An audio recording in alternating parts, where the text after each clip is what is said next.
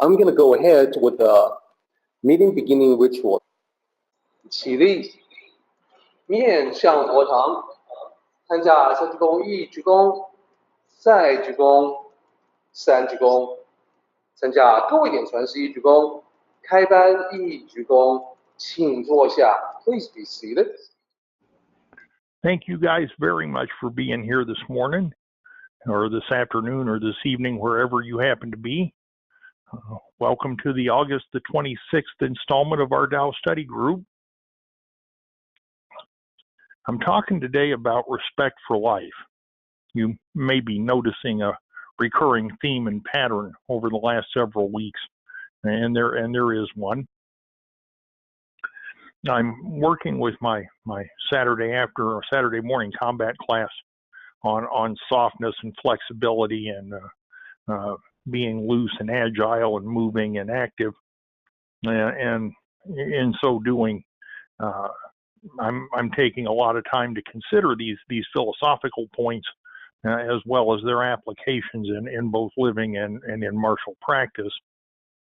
And one of the philosophical points that is among the most important is the respect for life. You know, I spend a fairly good deal of time teaching several people how to break the human body. And the human body is a remarkable and wonderful machine. I mean, it is just the most amazing thing. But when you study it for a while, you come to find out that it's also remarkably easy to break, remarkably fragile in a number of ways. And I teach people how to exploit that fragility. However,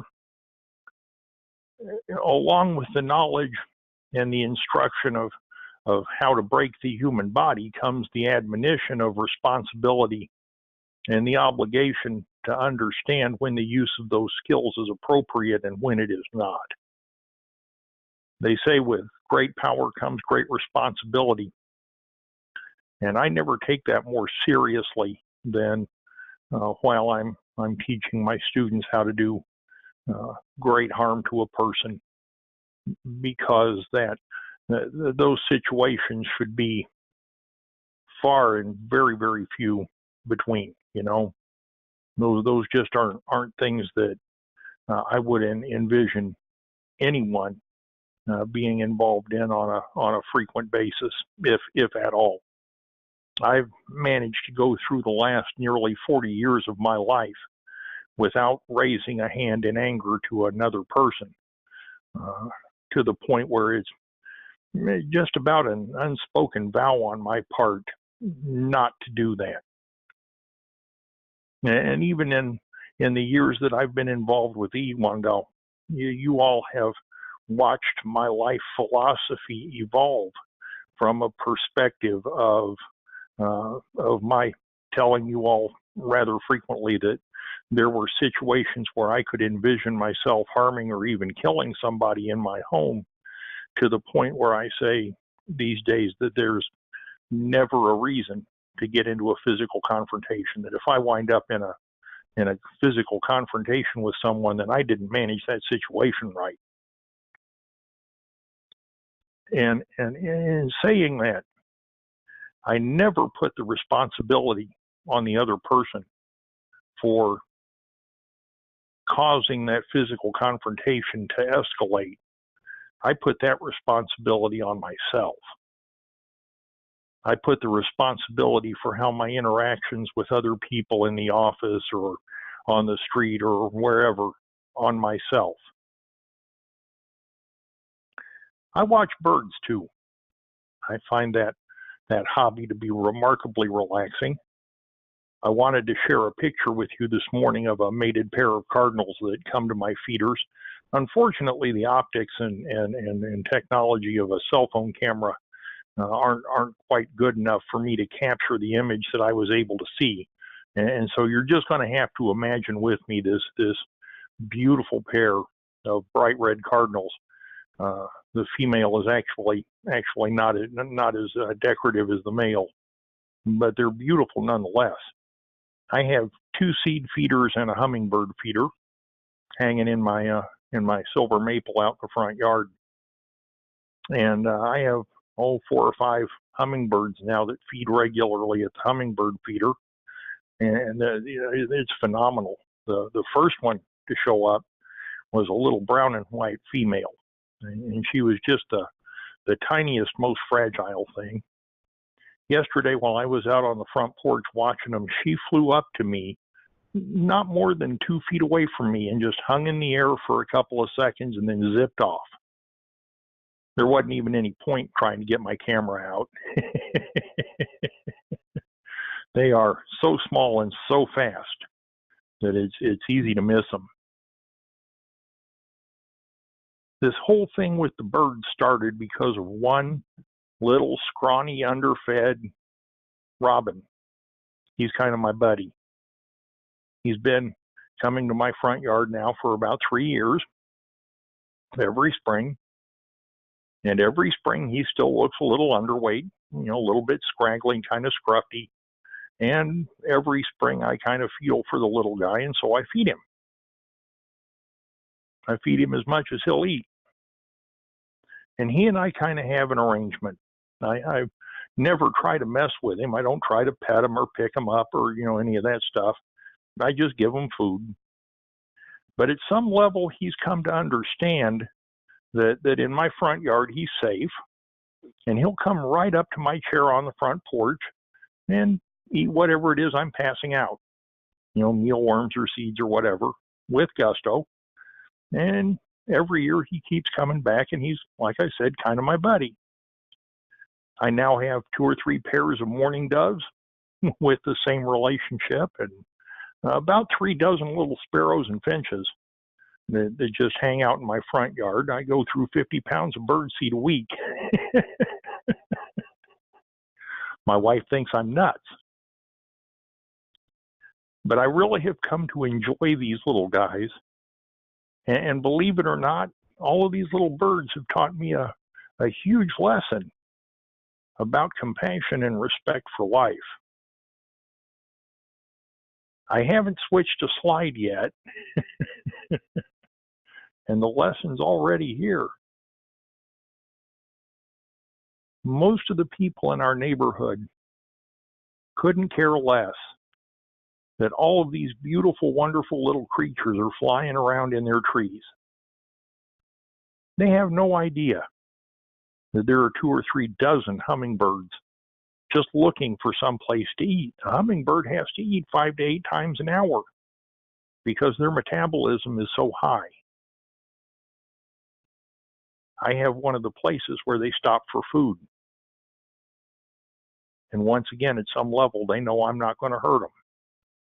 I've gotten some beautiful pictures that I'll share with you one of these weeks of this little female and a couple of her buddies at our hummingbird feeder. I find it relaxing to watch them. I don't know if they have any understanding that I'm the one that's feeding them. Don't really care. I'm not out there looking for anything from a whole flock of little tiny birds other than the enjoyment of just watching them. And they're not looking for anything except an easier meal than what they could come up with on their own. It's a nice workable arrangement. On the other side of that spectrum is the question I pose to you. Do you know somebody who hits their dog or cat? Someone who hunts for sport, right? Somebody who goes out and shoots Bambi but doesn't eat him. Somebody who wants to wander off to Alaska strictly for the privilege of shooting a black bear. Someone who uses physical discipline on their children.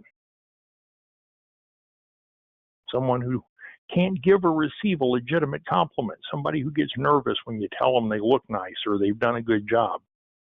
Somebody who can't say a legitimate compliment because they get too anxiety-stricken over the event or something.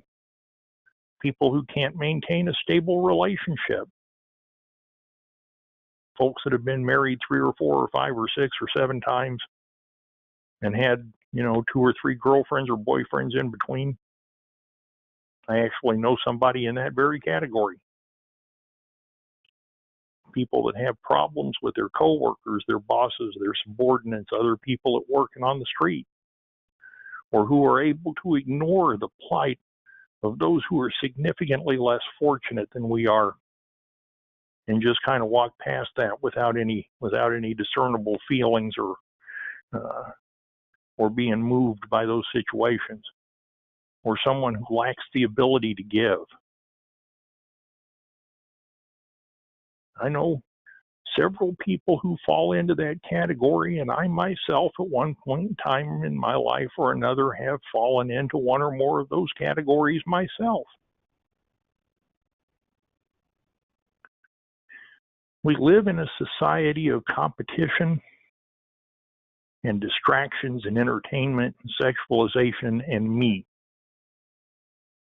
where people are way too doggone busy to be concerned with the human condition or with the thoughts or feelings or situations of other people. Okay?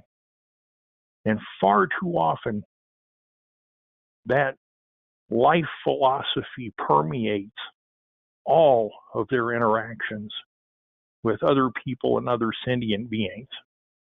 It is the ultra-competitive, ultra-assertive lifestyle of me and meism. It's rooted in the absence of compassion. The other huge example of this is one I wrestle with every morning and every night: driving. We don't see the person in the car that's doing something that we think's really blitheringly stupid as an individual who may be having a worse day than we are. We see that person as a moron or an idiot. And that pretty much categorizes everybody else on the road but us, right? I'm paying particular attention to how I feel and how high my blood pressure is getting during rush hour to and from work. And the traffic here in Indianapolis is nothing like it is out there in LA. I've sat out there, I think it's on I-10 or whatever it is, or I-5, trying to get from our hotel to the temple. And even on a weekend, it is intense.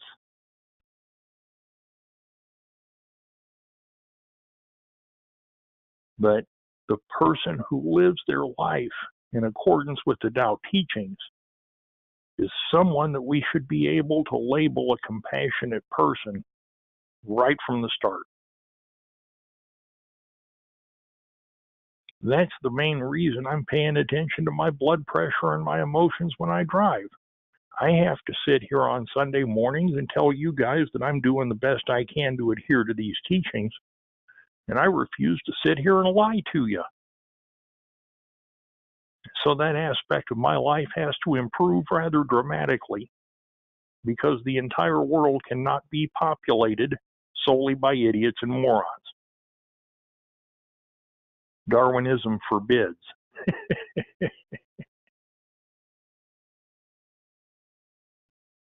Respect for living things is the most basic expression of compassion. If we do not respect the smallest and most helpless creatures of creation, how in the world will we ever show compassion to other people?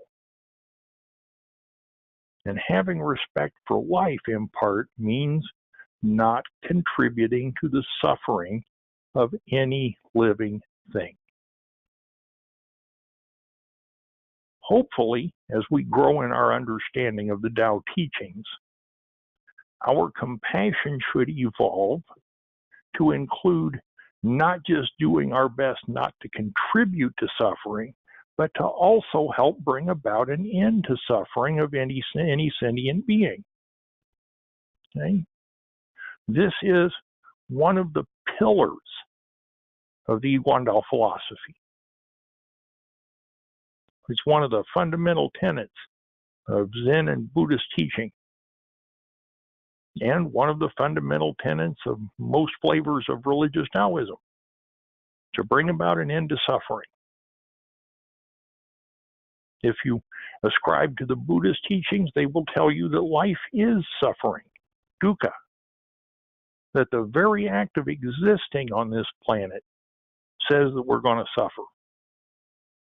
And that it is only by relieving ourselves completely of our attachments and desires that we will bring about an end to that suffering. Our particular take on that philosophical position is moderation and not elimination, which I personally consider to be much more reasonable. But it is the same general concept. It's the evolution of our thought processes and the elevation of our spiritual self to the point where we not only desire not to suffer, we desire for everything and everyone else not to suffer with us. In the Yiguan Dao, this is the fundamental basis for becoming vegetarian. As members of the Yiguan Dao that are not involved in the formal spiritual path, that is becoming a shrine owner or an ordained master, vegetarianism is a suggestion and not a rule. And it's not even a real hardcore suggestion. It's something that is available to be understood and talked about, but it's never an imposition. It is not until one, such as myself or Nate or Derek, decides to go down the formal path of spiritual leadership, as it were, to become a shrine owner or an ordained master at some point in time, where vegetarianism becomes a rule. And it becomes a rule because of the philosophy of ending the suffering of sentient beings. We do not wish to contribute even to the suffering of a cow or a pig or a chicken. I don't know if cows, pigs, and chickens are sentient, but I certainly am not going to go find one and kill it. And I believe if any of us who at any point in time in our lives ate meat or continue to do so had to go out and kill our own cow, there'd be a lot more of us that would be, let's say, much more tolerant, if not much more involved in vegetarianism.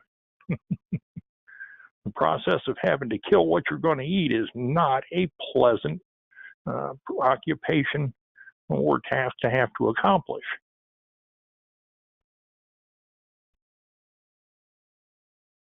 While I have not gone after a cow, pig, or chicken, I have had to help put 2 dogs down. That is the obligation that comes along with having a pet, is that one day they're going to get real old and real sick, and their lives are going to be devoid of, or begin to become devoid of, dignity and comfort. And when that happens, you got to take care of them, because that's what you said you do when you took them on. That is among the least pleasant things I have ever had to do. But at that point, compassion dictated that an end of that suffering was more important than prolonging their lives. And that didn't even involve killing them for food. It was merely something that had to be done. See, compassion should move us towards giving support and help when and wherever we can, in whatever manner compassion dictates. It should direct our actions towards other people, away from conflict and debates with them, and towards a peaceful resolution and towards a harmonious relationship wherever that can occur. We may not always succeed in that endeavor, but we can always choose not to be the person who escalates a problem. And if somebody else really wants to have the problem, we need to be the bigger person and let them win and walk away. I've heard Master William say on more than one occasion to a person, you're right. to end a discussion that wasn't going anywhere so that he could simply walk away. It isn't that he didn't know what the right answer was, it's that he was unwilling to participate in the argument.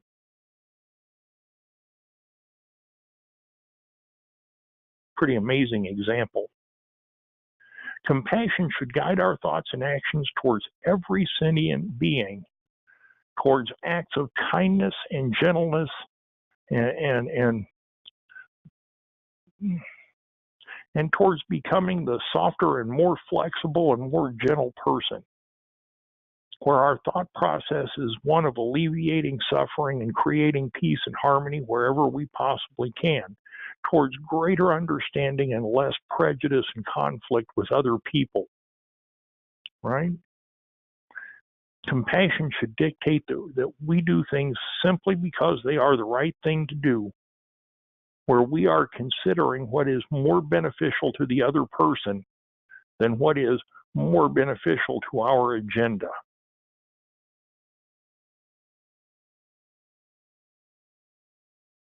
I spend an awful lot of time thinking about stuff like this. I really do. I wonder, how it is that I can create a more peaceful environment wherever it is that I happen to be.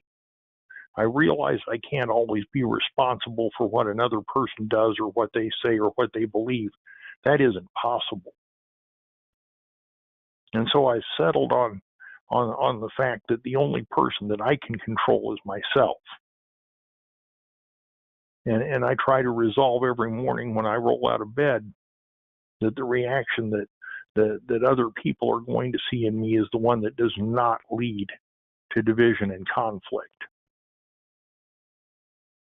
Compassion is kind of the beginning of the respect for life. It's the root, the foundation for the extending of the Tao teachings to others.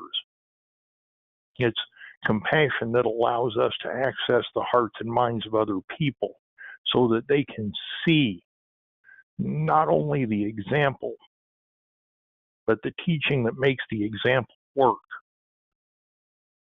And as we grow in understanding, that compassion needs to become our guide to successful dealings with others, to understanding human nature and to diffusing conflict and creating a peaceful environment. All of us have to go to work at some point in time somewhere doing something, right? Everybody's got to earn a living. Everybody's got to put the beans on the tabletop. And as we grow in our understanding of compassionate and gentle and kind action, we should be extending that compassion in those environments. By doing that, we become that picture of calm in a raging storm. The person who doesn't lose their head when everybody else is running around in panic mode. And I've seen this more than once. It's nearly unavoidable in business, I think. There's always something that's causing a crisis in the moment. If you're the person who doesn't allow themselves to be dragged into the chaos and the crisis and the running around, all of a sudden you become the pier post that everybody ties onto for some stability. That's a good position to be in. It may not lead to a promotion or a raise, but everybody sees it, and everybody needs it, and everybody wants to be close to it. Compassion should lead us to a path of acting with kindness and being gentle with every living thing, not just other people. If you know a person who swears up and down that they're compassionate while they're going out of their way to step on a bug, they don't get it yet. The bug may not be sentient, but it doesn't necessarily have to die to prove a point. Wanton killing is not compassion. Just like participating in an argument to defend a position or prove a point is not compassionate. And neither of those things is effective. We need to to focus our attention to aiding life wherever we can and to ending suffering wherever possible. And we know by observing both ourselves and other people whether or not those persons or ourselves truly understand the teachings on compassion. I can't even count the number of chapters of the Daodejing that deal in one way or another with compassionate action, not meddling, being gentle, being flexible, being kind. Okay? They're too numerous to mention and way too much to quote in a 30-minute talk.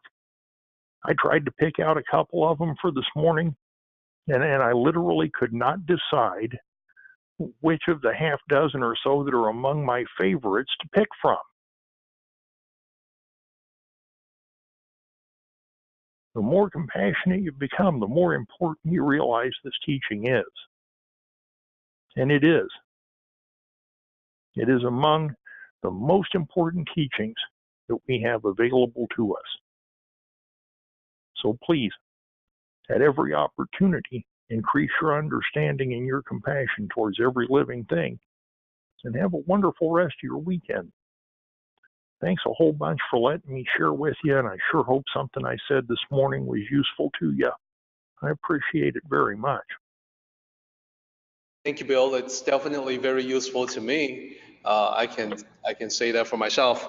I think like you, I know many people in this country, have done some hunting. Some do it for sports, some do it for practical reasons. I haven't done it myself, and I gotta tell you, I am not really interested to start learning how to do that. I appreciate the fact that in ancient times, people have had to do that, have had to do hunting for survival reasons. So I'm very grateful. I think in the old days, perhaps people did not have a choice, but one of the fruits of our civilization is the gift of choice. We all have a lot of choices now, and I would choose to exercise my option to not have to do that and therefore harm animal life. Precisely. Just out of curiosity, have you done hunting yourself, Bill? No, I'm like you, have never been interested in shooting fuzzy little animals. Yeah. If I had to do it to eat, that'd be one thing, but I don't have to do it to eat, so I don't. Yeah, I think and by the way, there may be an assumption when I talk about not having hunted before. I think a lot of times people that I speak with will assume that maybe I've never used firearms, and that would that would actually not be correct. I'm very comfortable with firearms.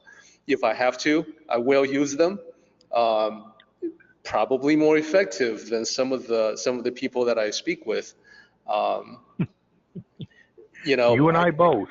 Yeah, I don't have a problem firing guns if I have to. You know, if the situation calls for it, I will be doing it very quickly without really any compunction whatsoever. So that perhaps will detract from the image of this compassionate, all-loving teacher of spirituality.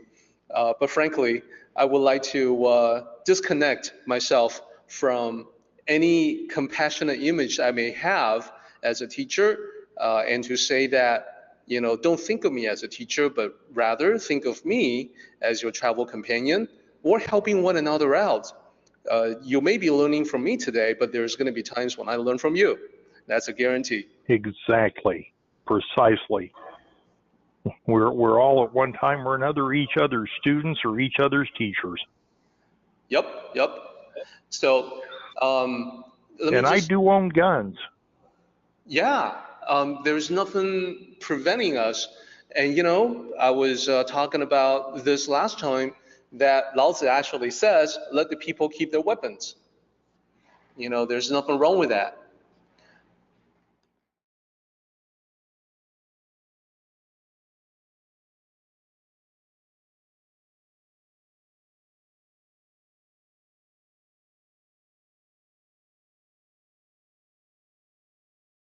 Let's go ahead and do the meeting ending ritual, everybody. 起立，面向佛堂，持架深鞠躬，一鞠躬，再鞠躬，三鞠躬，持架各位顶传十一鞠躬，结班一鞠躬。We're done, everybody. Thank you so much.